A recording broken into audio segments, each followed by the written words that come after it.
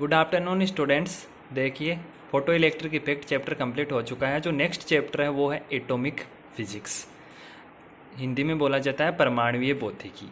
तो आप देखो, जब आप एटॉमिक फिजिक्स बारे में पढ़ रहे हो तो आपको पता है एटॉमिक किस वर्ड से मिलकर बना होगा, एटम से। तो हम स्टार्टिंग करते हैं इस चैप्टर की एटम से कि व्हाट इज एटम, एटम क्या है। तो देखो, एटम के बारे में सबसे पहले डाल्टन नामक साइंटिस्ट ने बताया। डाल्टन ने कहा कि किसी भी द्रव्य का वह सूक्ष्मतम कण है जिसको और अधिक विभाजित नहीं किया जा सकता। अब पहला सवाल तो ये आया होगा आपके दिमाग में कि सर ये द्रव्य क्या होता है। तो देखो, द्रव्य को अंग्रेजी में बोला जाता है मैटर। द्रव्य का मतलब होता है कोई भी एक ऐसी वस्तु जिसका कुछ ना कुछ मास हो, यानी मास नॉट इक्वल टू 0 होना चाहिए। तो ऐसी प्रत्येक वस्तु क्या कहलाएगी, द्रव्य। तो द्रव्य का मतलब होता है कि कोई एक ऐसी वस्तु जिसका कुछ ना कुछ क्या हो, मास हो, तो वो क्या कहलाता है, द्रव्य कहलाता है। तो डाल्टन ने क्या कहा कि किसी भी द्रव्य का वह सूक्ष्मतम कण जिसको और अधिक विभाजित नहीं किया जा सके। तो इसको मैं थोड़ी सी डिटेलिंग से आपको बताता हूँ कि मान लो यह आपके पास कोई वस्तु है, कोई द्रव्य है।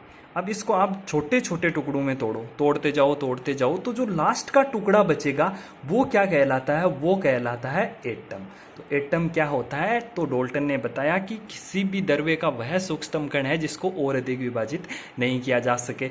अब इस एटम को मैं आपको जूम करके दिखाऊं तो एटम कुछ इस प्रकार का होता है कि उसके सेंटर पार्ट में न्यूक्लियस होता है। न्यूक्लियस यानी नाभिक। नाभिक में दो पार्टिकल होते हैं, एक प्रोटॉन होता है, एक होता है न्यूट्रॉन। और इसके बाह्यतम कोश में कौन घूमते रहते हैं, इलेक्ट्रॉन घूमते रहते हैं। अब इस एटम की जो साइज होती है या इसकी जो रेडियस होती है एटम की, वो रेडियस होती है एटम की 10⁻⁻10 मीटर। ये किसकी साइज है, एटम की। अब अगर मैं आपको पूछूं कि इस न्यूक्लियस की साइज कितनी होती है, तो ये तो है एटम की रेडियस या साइज। और अगर मैं आपसे न्यूक्लियस की साइज पूछूं तो न्यूक्लियस की साइज होती है 10⁻⁻15 मीटर। ठीक है, एटम की साइज होती है 10⁻⁻10 मीटर और जो नाभिक होता है उसकी साइज होती है 10⁻⁻10 मीटर। यानी न्यूक्लियस से जो एटम है वो कितना बड़ा है, वो है 10⁵ मीटर बड़ा है। अगर मैं इसको आपको जनरल एग्जांपल से समझाऊं कि एटम और न्यूक्लियस में क्या डिफरेंस है, तो अगर आप किसी क्रिकेट स्टेडियम को एटम मानते हो, मान लो ये कोई क्रिकेट स्टेडियम है, तो क्रिकेट स्टेडियम को अगर आप एटम मानते हो और इसका जो ये मान लो ये पिच है, क्रिकेट देखते होंगे आप, तो ये जो पिच पर अगर मैं एक छोटी सी मक्की रख दूं तो ये मक्की तो काम करेगी नाभिक का, और जो ये क्रिकेट स्टेडियम है वो किसका काम करेगा, एटम का।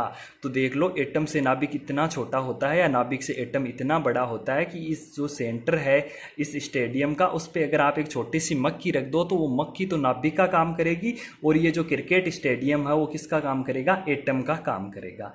अब देखो, इस एटम के बारे में जो पहला मॉडल, उसके बारे में कुछ एक मॉडल दिए गए थे, उनमें से जो पहला मॉडल है वो है जे थॉमसन का एटॉमिक मॉडल। तो देखिए जे थॉमसन ने क्या बताया।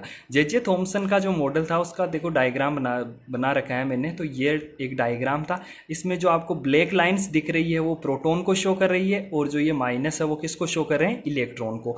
तो परमाणु थॉमसन ने पहला जो स्टेटमेंट दिया एटम के बारे में वो ये दिया कि परमाणु लगभग 10⁻⁻10 मीटर त्रिज्या का एक ठोस धनावेशित गोला है। देखो ये एटम है, क्या है, ये गोला है 10⁻⁻10 मीटर त्रिज्या का। दूसरा उसने कहा कि धनावेश गोले के संपूर्ण आयतन में एक समान रूप से वितरित है। तो देखो, जो ये आपको ब्लैक लाइंस दिख रही है पूरे गोले में एक समान रूप से वितरित है। और तीसरी बात इसने ये बोली कि धनावेश को संतुलित करने के लिए पर्याप्त मात्रा में ऋणावेश इलेक्ट्रॉन्स के रूप में वितरित है। तो देखो, जो आपको माइनस दिख रहे हैं वो क्या है, इलेक्ट्रॉन। तो जे थॉमसन ने क्या कहा, जे थॉमसन ने यह कहा कि परमाणु एक गोला है, इस गोले में धनावेश एक संपूर्ण आयतन में एक समान रूप से वितरित है, और इनको संतुलित करने के लिए इसमें कौन उपस्थित है, ऋणावेश या इलेक्ट्रॉन उपस्थित है। इसके 2-3 नाम है। एक इसको बोला जाता है प्लम पुडिंग मॉडल, ठीक है, एक इसको वाटरमेलन मॉडल भी बोला जाता है। अब वाटरमेलन की हिंदी होती है तरबूज, देखा है आपने कभी, तो आप तरबूज को काटो तो जो तरबूज का जो रेड पार्ट होता है ना, जे थॉमसन के अनुसार वो तो है धनावेश, ठीक है, और उसमें जो ब्लैक कलर के बीज उपस्थित होते हैं ना वो क्या है, ऋणावेश। तो देखो, धनावेश और ऋणावेश एक समान रूप से वितरित है। तो जे थॉमसन ने कहा कि जो एटम है वो क्या है, न्यूट्रल है। न्यूट्रल का मतलब एटम कैसा है, उदासीन है। तो ये था जे थॉमसन। उसी प्रकार प्लम पुडिंग मॉडल, ये एक केक होता है जो क्रिसमस पे बनाया जाता है। इसमें पुडिंग केक है और प्लम उसके ऊपर दाने से होते हैं, तो ये होता है प्लम पुडिंग मॉडल। तो इसको प्लम पुडिंग मॉडल भी बोला जाता है, वाटरमेलन मॉडल भी बोला जाता है और जे थॉमसन मॉडल भी बोला जाता है। तो इस मॉडल के अनुसार परमाणु एक धनावेशित गोला है, इसमें धनावेश संपूर्ण रूप से वितरित है। धनावेश को संतुलित करने के लिए उतनी ही मात्रा में कौन उपस्थित है? इलेक्ट्रॉन, अर्थात ये विद्युत उदासीन है। अब देखिए, अब जो थॉमसन मॉडल है वो गैसों के आयनीकरण और तापायनिक उत्सर्जन को तो समझा पाया, लेकिन इसकी कुछ कमियां हैं, ये एग्जाम में पूछे जा सकती है कि थॉमसन मॉडल की कमियां क्या है। तो देखो, इसकी पहली कमी है इलेक्ट्रॉन्स का उत्सर्जन। यानी उसने जो थॉमसन था उसने एटम तो बता तो दिया कि इसमें होता क्या है, कि इसमें संपूर्ण रूप से धनावेश उपस्थित है और उतने ही उसमें क्या उपस्थित है? ऋणावेश। लेकिन उसने ये नहीं बताया कि जो इलेक्ट्रॉन का इमिशन है वो किस प्रकार होता है, ना ही वो स्पेक्ट्रमी रेखाओं के बारे में कुछ बताया। स्पेक्ट्रमी रेखा के बारे में हम नेक्स्ट लेक्चर में बात करेंगे। और तीसरा, उसने इलेक्ट्रॉन्स की गति के बारे में कुछ नहीं कहा, उसने बस इतना ही कहा कि इसमें जितने धनावेश है उतने ही ऋणावेश उपस्थित है, लेकिन ये ऋणावेश किस प्रकार गति करते हैं ये इसके बारे में नहीं समझा पाया। तो ये इसकी कमियां थी कि ये इलेक्ट्रॉनों का उत्सर्जन नहीं समझा सका, ना स्पेक्ट्रमी रेखाओं के बारे में समझा सका और ना ही इलेक्ट्रॉन्स की गति के बारे में समझा सका। Thank you student.